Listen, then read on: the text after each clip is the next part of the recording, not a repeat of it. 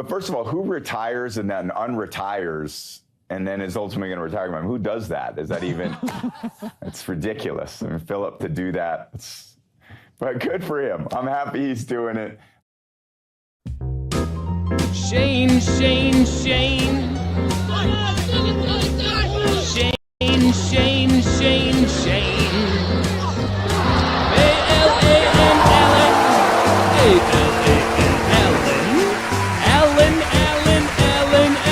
Allen. Hey, it's NFL Week 15 preview, 38th parallel. I am your co-host, Shane, and the other co-host I have here is Mr. Allen. How are you doing, Mr. Allen? Mr. Allen? What is that? That's what you say to old people. I'm not Mr. Allen. Mr. Allen, how are you doing? Ruined the show already. We hadn't even made it out of the intro. I'm sorry. I'll tell you what, actually, I'm happy to announce that I also retired earlier this year, but I'm also coming back out of retirement because I'm broke. Just like Godfather Part 3. Once you think you're out, way back in. I tell you what, if we can go the whole rest of tonight without making any other Godfather Part 3 references, all right, then we're doing good. Sophia Coppola. I'll tell you who's not doing good after Thursday night. It's the Tampa Bay Buccaneers. For everyone who watched the game Thursday night football, Atlanta 29, Tampa Bay 28. Listen to this, Shane. The Falcons had 19 penalties, the most since I believe it was the Chiefs that had 23. That's still nowhere near the record, by the way, which was set by, and you're totally going to be shocked to hear this, the Raiders. Oh my gosh! Wow. Listen, 19 penalties. They trailed by 14 points with less than 10 minutes to play, and they won. That's the craziest part of that stat line, is that team won the game. That's crazy. Yeah. Kirk Cousins, your favorite quarterback, Kirk Cousins, 30 of 44, 373 yards, 3 touchdowns. Nice. And somewhat less surprisingly, Bijan Robinson, 175 yards from scrimmage, 93 rushing, 82 receiving.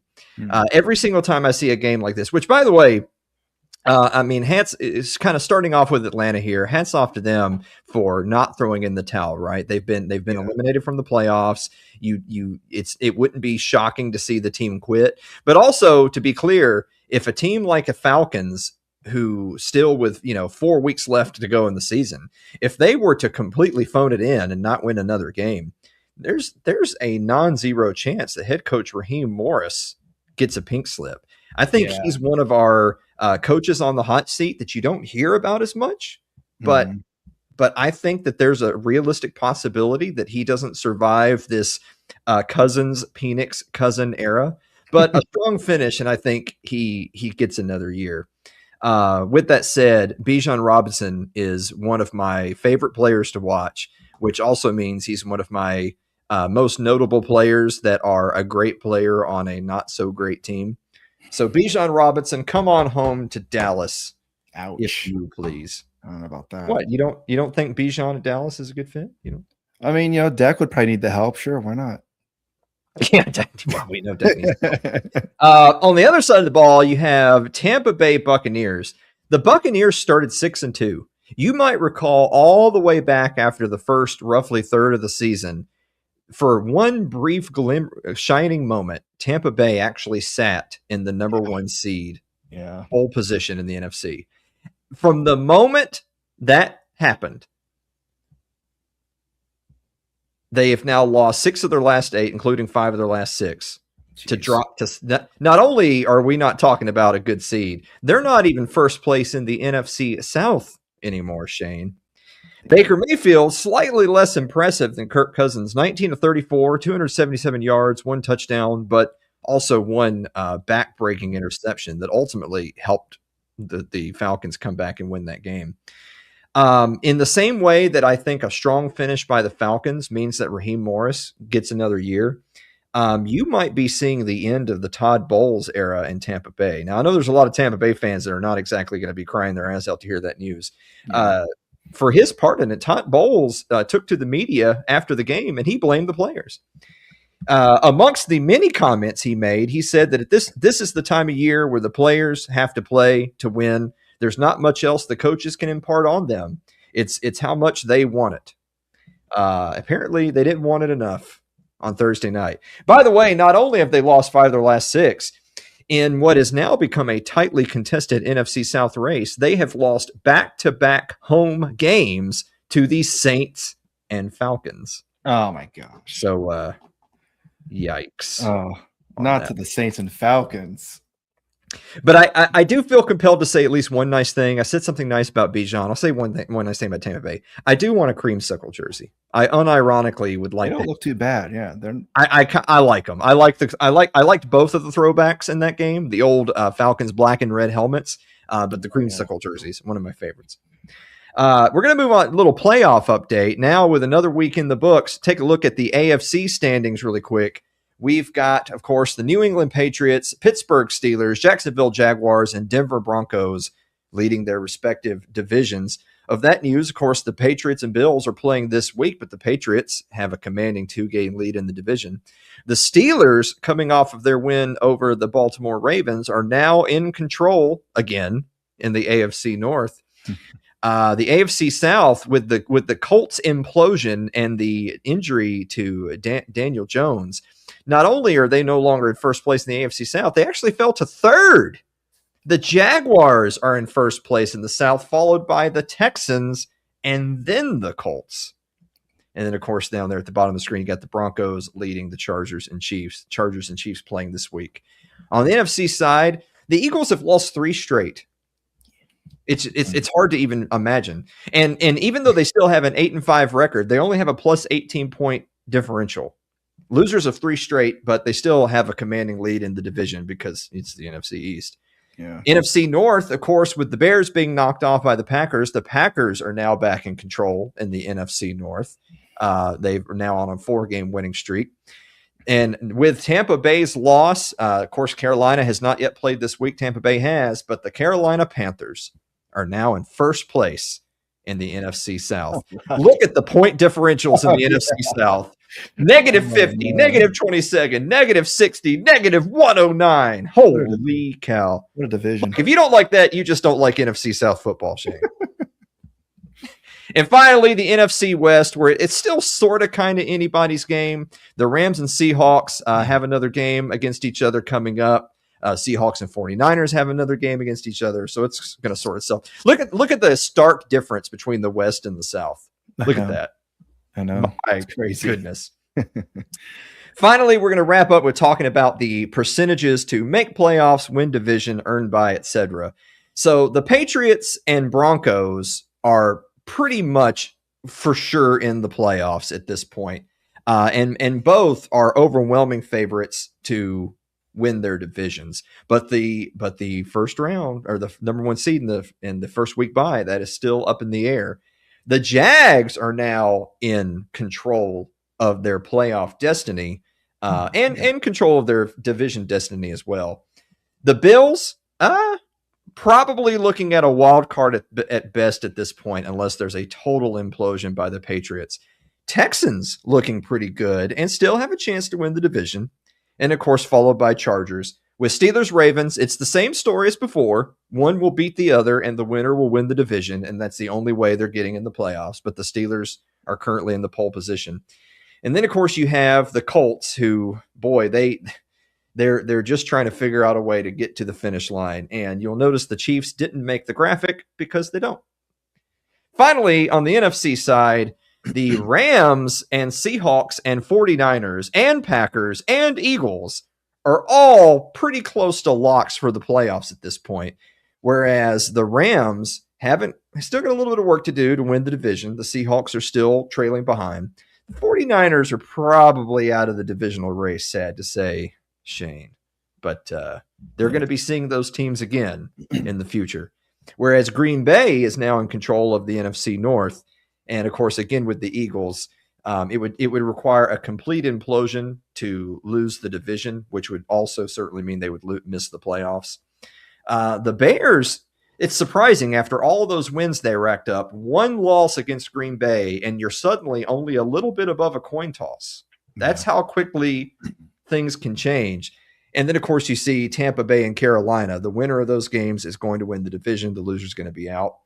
And probably the biggest story for me this whole season is, did you think that the Lions would be here at this point on a knife's edge, needing to win their games? Otherwise, they don't even make the postseason.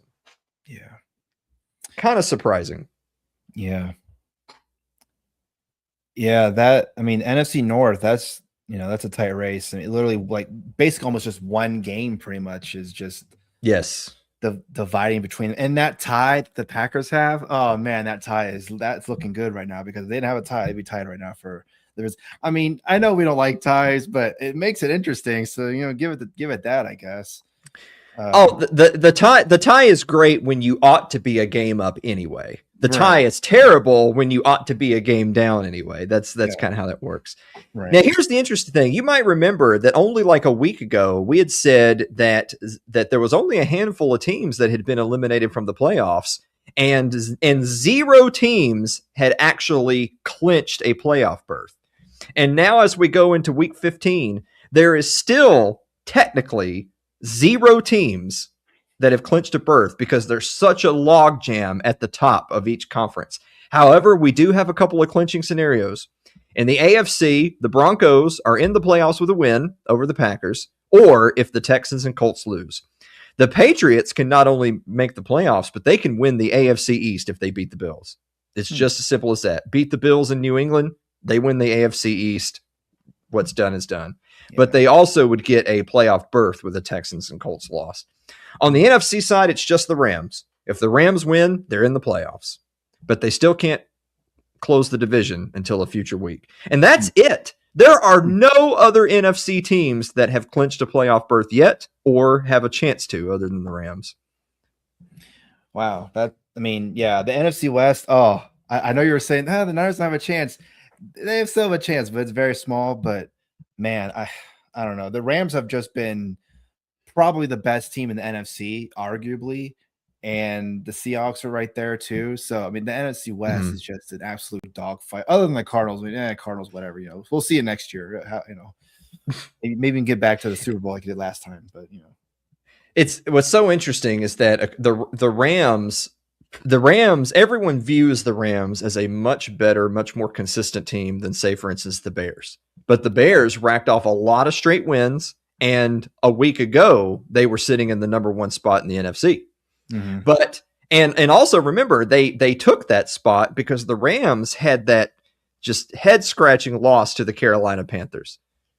And it's glass half empty, glass half full. Glass half empty or glass half full is if you're going to have a stinker at the end of the year, you got it out of the way, as opposed to doing that like in the divisional round of the playoffs. That's not when you wanted to have that game. Yeah. On the other hand, it's this is why no teams have clinched their playoff berth yet. You can't trust anybody. Look at the Eagles. The Eagles could still theoretically miss the playoffs. They've lost so many games. They're the defending Super Bowl champions, and their roster isn't even that much different. Oh, the Cowboys still have a chance to win the NFC East. Let's go. Just stop it. Stop it. Some of our predictions are going to turn out to be right. That's not going to be one of them. I'm sorry. It's not going to happen. It's looking pretty close. There's not an E next to their name on the standings yet, but there's going to be very shortly. Moving on from that, we're moving on to the Week 15 Q&A, and of course, the absolute huge story going into tomorrow. I just saw the breaking news right before we started the show. So not only was Philip Rivers called up on Wednesday and signed to the practice squad of the Indianapolis Colts following the injury of Daniel Jones and a knee injury to a backup Riley Leonard. Now he was activated to the active roster today, Saturday, and sources are saying he is in line to start tomorrow. That's right, ladies and gentlemen. 44-year-old Philip Rivers, who hasn't played football for 5 years because he was actually a semifinalist for the Hall of Fame this year. It's a 5-year wait between when you retire and when you're eligible for the Hall. So it's 5 years. Now that he's been promoted to the active roster to start at Seattle tomorrow, That actually means he's now no longer eligible for the Hall of Fame until 2031. Oh, Now here's the thing, Shane. I want you to give me your honest opinion. It's a fun story. okay. Honest. It's a fun story. Yeah. But he's 44 years old. The Colts' own report said that he, quote, threw the ball well, but there's conditioning concerns with his tryout. He did have a couple of good practices this week. Everybody's fired up in the locker room. He was working with the first team offense. Now he's set to start. I don't think it. You know how there's that thing in the fight game that they always say that the power is the last thing to go. Like you get these heavyweight fighters that earlier in their careers, maybe they leaned on jiu-jitsu, maybe they were wrestlers, maybe they were quick on their feet. They tend to lose a lot of that. But the last thing to go is their power. They still got a mean right hook, but they don't have much else. Well, Phillip Rivers, they're saying he could still sling it. And I believe him. I bet he can still throw the ball over them there mountains. But will Phillip Rivers survive contact with the first defender that touches him tomorrow? Honestly. Yeah, that's oh man, that's gonna be the big test, right? Just to see what happens when he gets that, not just a little push, not a little touch, but I mean like an actual like a guy right in the freaking neck or something. Like he gets that knock right in his head or something. That's gonna be the big. Oh man, this guy still got it. Or what were the Colts thinking bringing this old grandpa back on the field? And I mean, who's other quarterbacks they have? Anthony Richardson is injured, right? He's on the injured reserve, I believe, right? Daniel Jones, obviously, he's hurt now for the rest of the season. And now Riley Leonard, who I think is a rookie, he's probably like, oh man, it's my shot. All right, let's go. And then they like, oh, Phillip Rivers. Okay, I guess I gotta wait again some more. Well, he's got a knee. So first of all, Riley Leonard's never going to be a starter in the NFL. That's never going to happen. But he could be a backup in the NFL. But he's got a sore knee. The word on the street is that he could play, but they're probably it's probably not wise for him to play. So he's probably going to be in like the emergency QB position. Okay. And they're bringing in Rivers. Part of it is that it's that weird time of year. We're well past the trade deadline.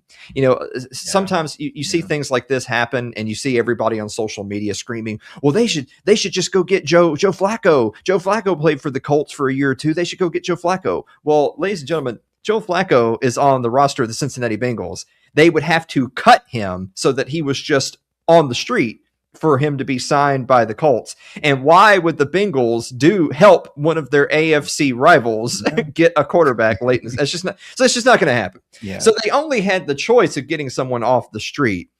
I think what's more interesting about it is there's always the practice squad QBs. There's always the young QBs who played in the preseason who didn't make an active roster for the year. And all those guys are still kind of floating out there in the breeze, hoping that maybe next year they'll get another chance to try out.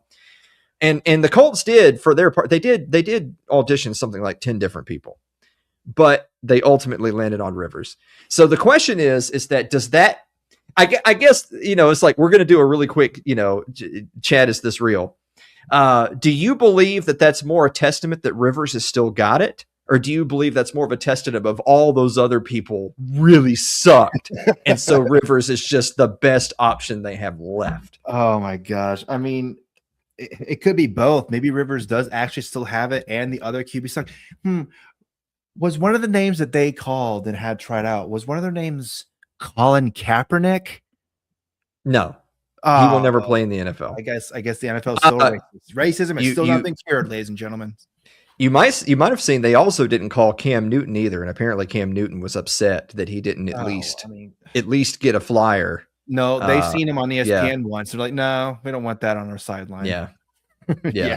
And of course, it's not like it's a huge mystery. He did play the 1 year in Indianapolis, and they made the playoffs that year, which is pretty amazing. Yeah. He had decent stats. He clearly wasn't the same quarterback, but it wasn't the worst final year that a quarterback's ever had. And he had a prior relationship with Shane Steichen from his years with the Chargers. And so the connection makes sense. It is the likelihood that he can come in and run the offense there because he has the rapport. Sure, it is. But the reality of it is that he's 44 years old, and he wasn't, like 5 years ago, he already was a statue. But now he's 44 He hasn't been conditioned for football for that many years. And this is the last thing that I'll keep in mind before I give you the final thought on this. Okay. Daniel Jones, right? Right. Daniel Jones had a hairline fracture in his fibula. Yeah, it's not and good. and then shoulder soreness, and then he tears his Achilles. The guy who had all of those injuries playing for this team with this line is now charged with protecting Phillip Rivers. Oh no. You know what I mean? Oh my gosh. How many pass attempts do you think the over under 10? What's the over under on how many pass attempts he's gonna have? Well, that's the thing too, is that it's easy for you and I who have no skin in the game and we're just a couple of schmucks to say, well, if it were me, I would hand the ball off to Jonathan Taylor 30 times and I would call nothing but dump offs and screens. It's like, yeah, you know who else knows that? The Seattle defense. Yeah, right. They also know that. Oh man, Seattle. Oh my god. Yeah. Oh, God. What a game. Suspect it's going to be a long, but again, it's a fun story. I hope it works out. I don't expect a lot. I hope something happens. Right. Moving on from that, the other story this week, also QB related. Some ominous words out of Cincinnati Bengals quarterback Joe Burrow. He kind of gave fans a heart attack this week with some comments he made at a midweek presser. Take a look at this. It certainly doesn't change my desire to win. If I want to keep doing this, I have to have fun doing it. I've been through a lot, and if it's not fun, then what am I doing it for? So that's the mindset I'm trying to bring to the table. How much fun are you?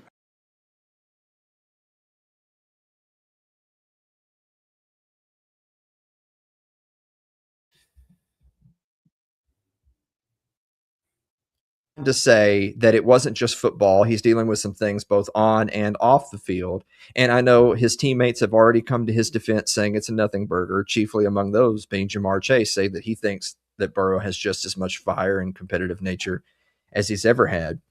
The comparisons that I saw on social media is everyone saying, oh, is Joe Burrow going to be the next Andrew Luck? And what they meant by that is that, well, Joe Burrow's had some injuries and maybe he retires early. But to be fair, Andrew Luck didn't just have some injuries. Like, he had some critical, debilitating injuries that he never fully healed from. That man couldn't play football again if he wanted to. Today, he couldn't. Like, there's a reason why they're not calling Andrew Luck. They're calling Phillip Rivers. Andrew Luck can't play. Yeah. So it's not quite the same thing. But what do you think? What do you think the chance? Give me a percent chance. What's the percent chance that Joe Burrow demands out of Cincinnati in the next year or two? I mean, if he keeps getting knocked down on his ass that as many times as he has behind that Bengals O-line, it's got to be at least 70%, I would think, because it's not fun to. I mean, I would imagine it's not fun to be constantly running for your life for. Oh, my O-line's not going to protect me again. That's great. How are we going to have any good chance of winning if I can't throw the ball to Jamar Chase or T. Higgins? Two of the best players in the league, and I'm constantly getting sacked because the O-line. Okay, so the organization could pay for the receivers and me, which maybe that's partially their fault because they're demanding all that money, but they can't get a good O-line. They can't establish a good O-line. They can't coach a good O-line because If he was constantly winning, I don't think he'd be saying those words. Winning really helps a lot, Yeah. Well, like if you're just looking at the focus of just this year, of course, obviously he missed a lot of leagues with the turf toe. But right. From a Bengals standpoint, their defense is terrible. Their defense is bottom three. Sure. This is one of the worst defenses in the NFL. Yes. And so now it's like you have to have Joe Burrow and Jamar Chase and T. Higgins and Chase Brown to even have a chance to keep up because your defense is going to give up 30 points a game, right? Right. And then on top of that, there has been offensive line issues the entire time he's been in Cincinnati. It's so funny to remember that the one season that he had, like, he played a complete year, relatively injury free, and his defense was at least like not bottom quartile. Mediocre. They weren't good. They weren't good. A lot of people have this weird rosy colored glasses that the year they made the Super Bowl, they had like the defense balled out that year. No, they were something like 22nd, right? But right now they're like 30th, 31st even. Yeah. So when this team had a okay O-line and a 22nd ranked defense, Joe Burrow took, and this is the Bengals, right? We're not talking about the Cowboys or 49ers or Patriots or Steelers or Chiefs. It's the Bengals. He took the Bengals, who could just manage a mediocre team outside of him in the receiver room, to the Super Bowl. Right. So on the one hand, you're thinking, how are you wasting this guy? How can you not figure out a way to put a better product on the field? And on the other hand, it's that, well, because I just pulled it up while you were talking. He signed. The deal he signed was only just in September of 2023. So only a couple of years ago. 5-year, $275 million extension. At the time, he was the highest paid player. He's no Dak Prescott, am I right? But at the time, he was the highest paid player. So you're saying you feel like the chances, just based on that, the chances are pretty good if the Bengals don't organizationally do something to restructure their team. The problem is the Bengals are the same thing as like the Tennessee Titans. They're a smaller market team. They don't like to spend money. They don't like to invest in the future. So they have Joe Burrow. I mean, it'd be like if the Titans had Joe Burrow instead of Cam Ward. If the Bengals had Cam Ward, the Bengals would have 0 wins. No one would be talking about them, and it would be business as usual. If the Titans had Joe Burrow, they would still be bad. But we would be having this. It would be, what do we got to do to help this guy out, other than get him the hell out of Nashville?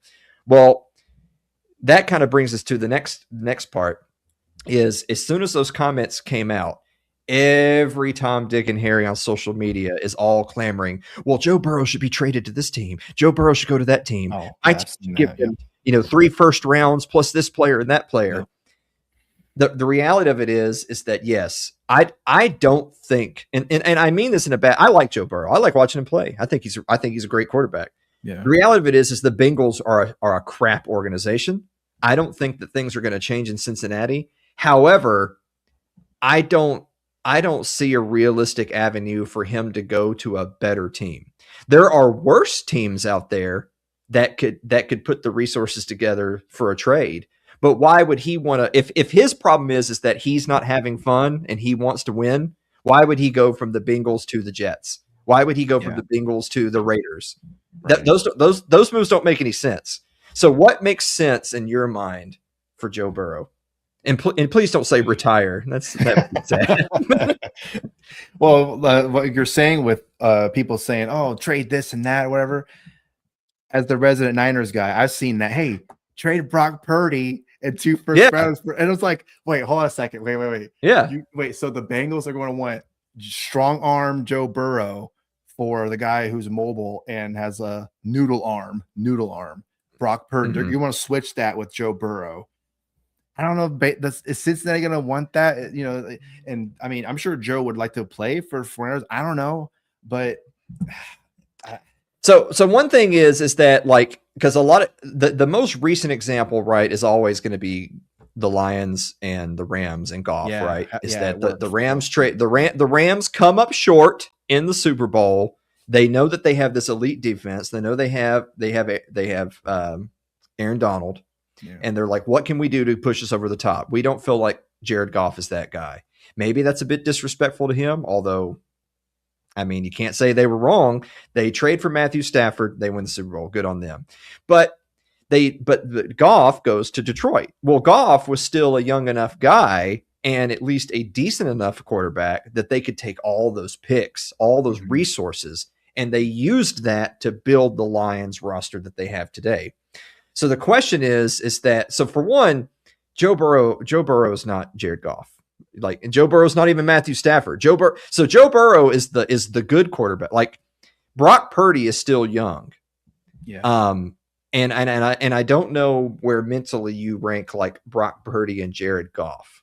I don't know. I feel like Purdy still being so young, I think that the jury's still out.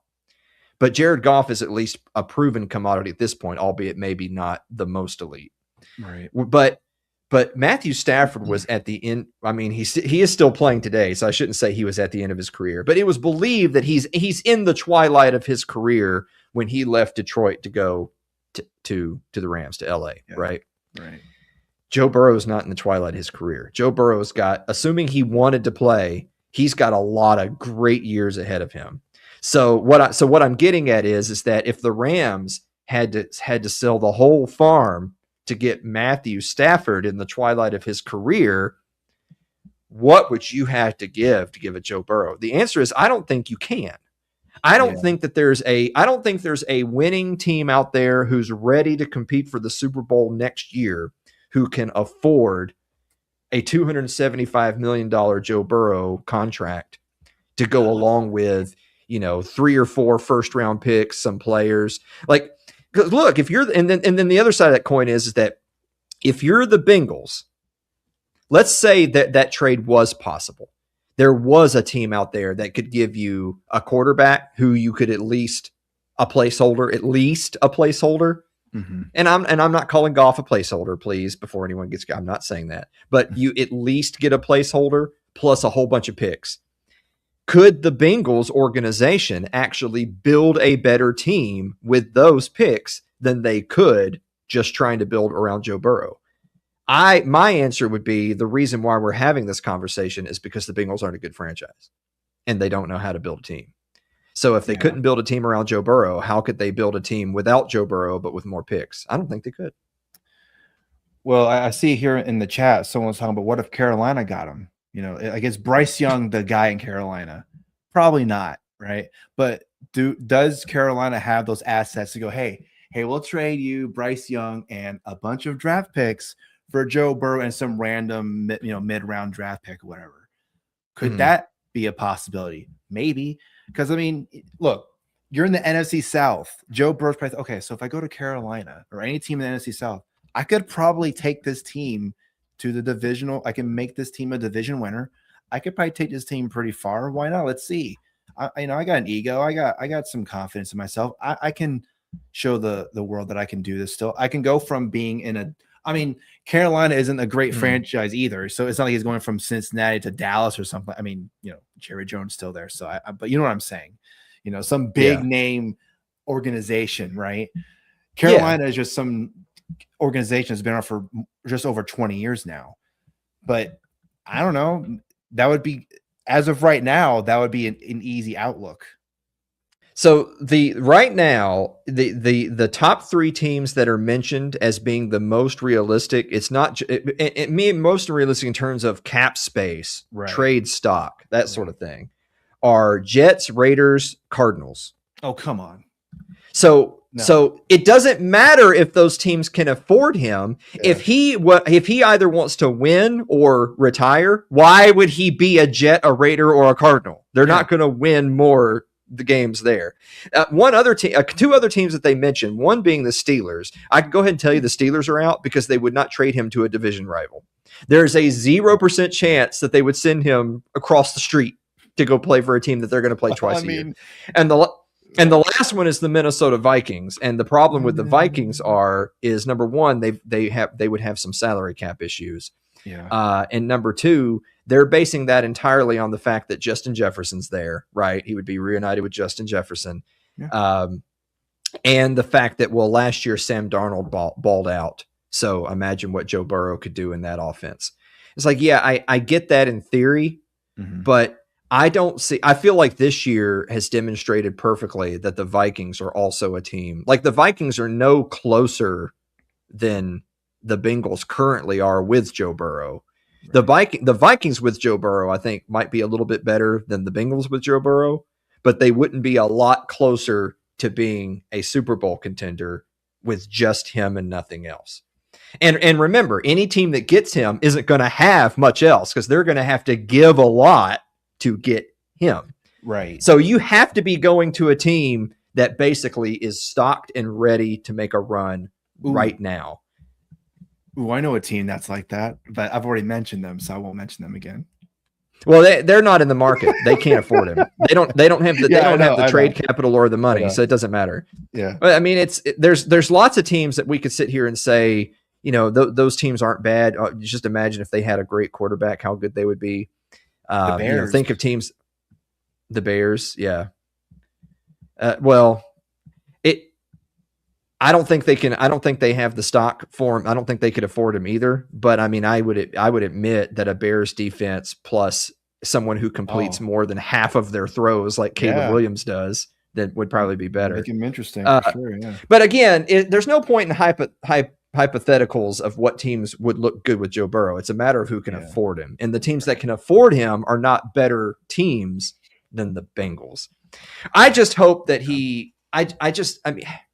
I guess all I can say is that I hope that if he's going to demand a trade, that there are suitors out there that can actually manage expectations with him. And otherwise, I hope he doesn't just retire. I mean, I love to watch him play. I think he's a great quarterback. Yeah. So one last thing on that. If he does demand a trade, and you just mentioned those three teams, Jets, Raiders, Cardinals, why? Why would you want to get traded? Because those three teams are terrible. Why would you go from a terrible franchise to an even worse franchise? So that's the point we're making. He's not gonna. If that's the reason he wants out. If his main issue is not, it's not a matter of I'm hurt. It's not a matter of I'm hurt. It's not a matter of I'm a big crybaby. It's a matter of I'm not having fun. I want to win. And so I feel like what's most likely is that he's going to stay a Bengal for at least another few seasons, at least further into his contract extension. Mm-hmm. And I base that mostly on the fact that there's nowhere for him to go, but also partly on the fact of this is just his way of vocalizing to the organization, hey, I want to see some action taking place. I put it this way. If management does nothing, if their draft next April is garbage, if they make no noticeable changes, or if they just fire Zach Taylor and hire some random retread who's totally unproven and they decide to play 1990s football or some ridiculous, then I could see then him saying, all right, I'm out of here. Yeah. Good luck to you guys in the future. I'm going to head to the house. With that said, we're going to move on to this week's picks to wrap up the show. We've got 5 really awesome games this week. I guess at this time of the season, it's like every single week there's some real bangers with playoff implication. Yeah. We're going to start with the AFC West. The Los Angeles Chargers are going on the road to play the Kansas City Chiefs. Shane, the Chiefs are a losing team. They're 6-7.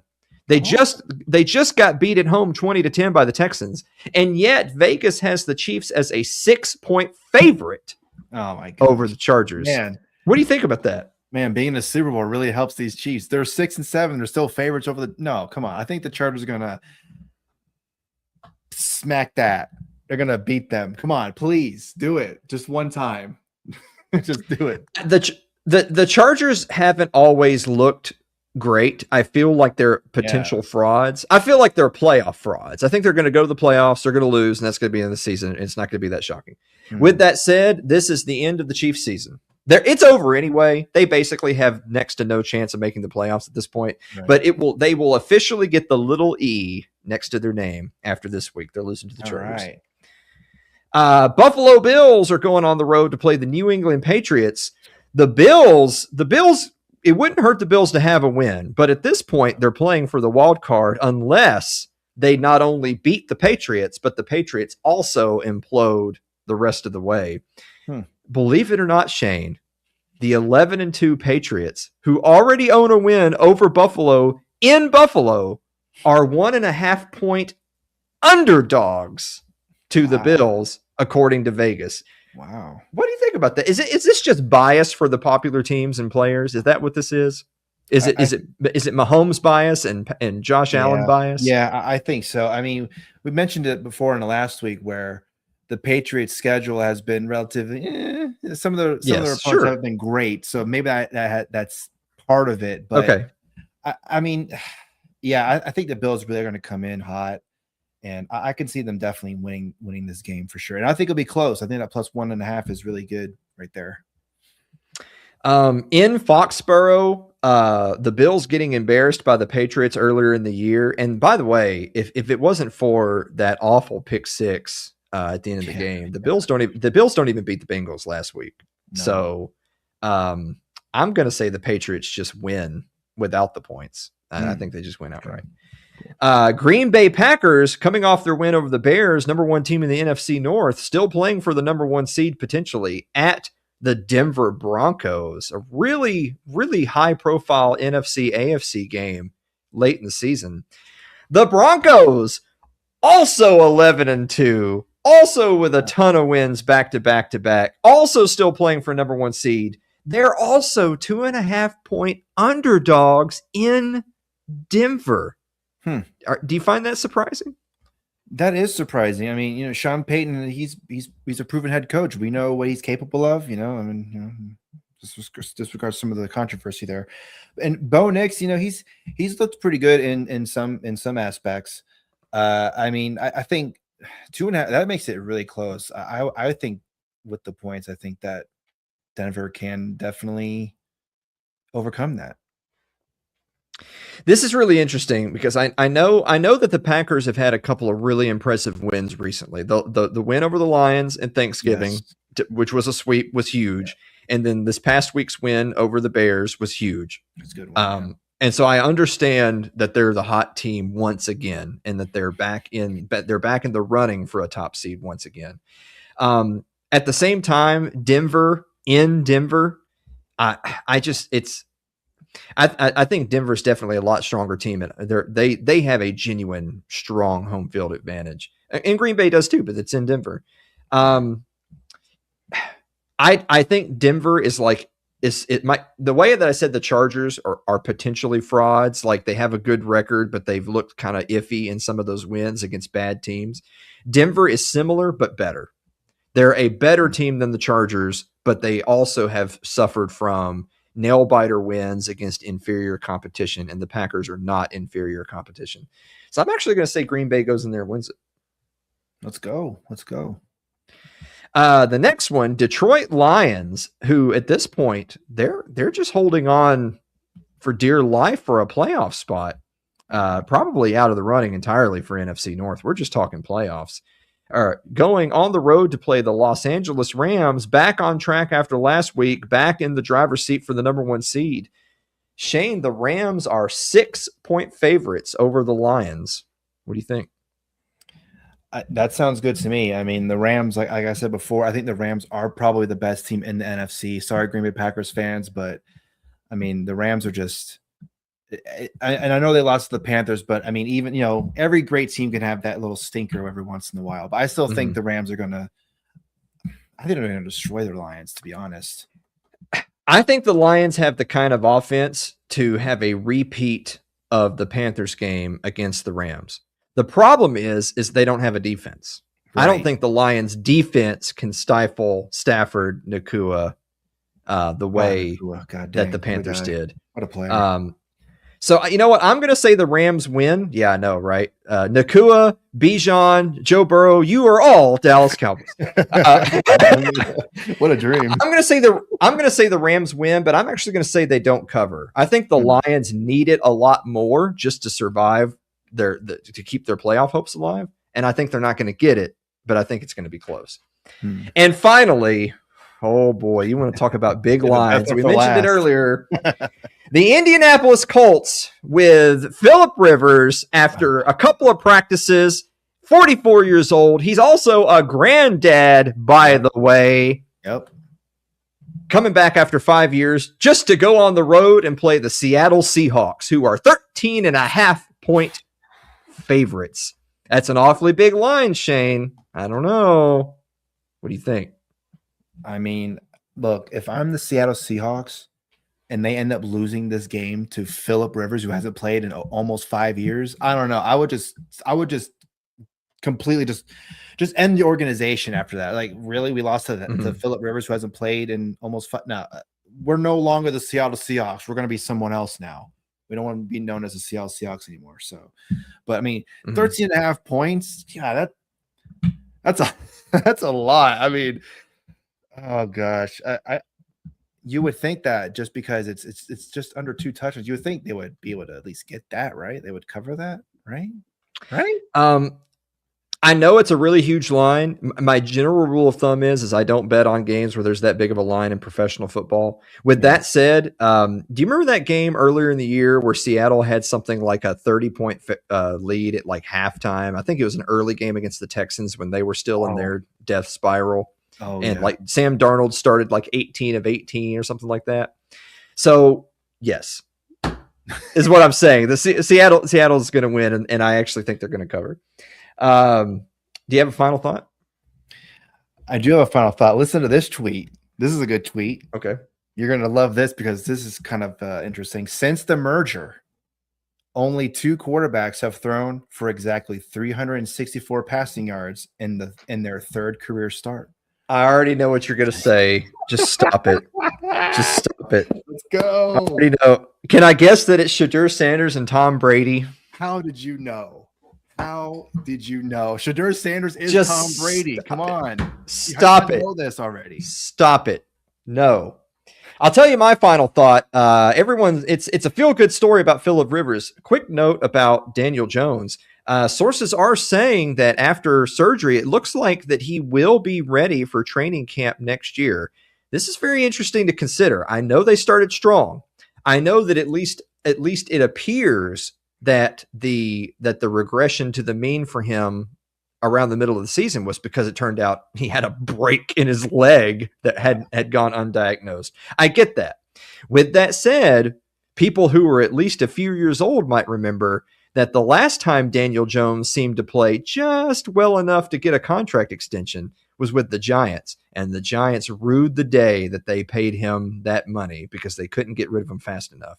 It's fun. I'm not saying that history is going to repeat itself. I'm just saying that the Colts today are in the exact same position the Giants had been that year, just a few years ago, with the idea of, well, it seems like Daniel Jones is the guy of the future, but it's borderline. Are we really willing to make a major long-term financial commitment if we're not 100% sure? The Giants did. It blew up in their face. Will the Colts? Have to wait and see. I don't know. Well, good luck to all the teams out there. And Phillip Rivers, I bet he does feel good because he has 10 kids. So, all right. Get back on that health insurance. Oh, yeah. All right. See you later. 13.5 points. My God.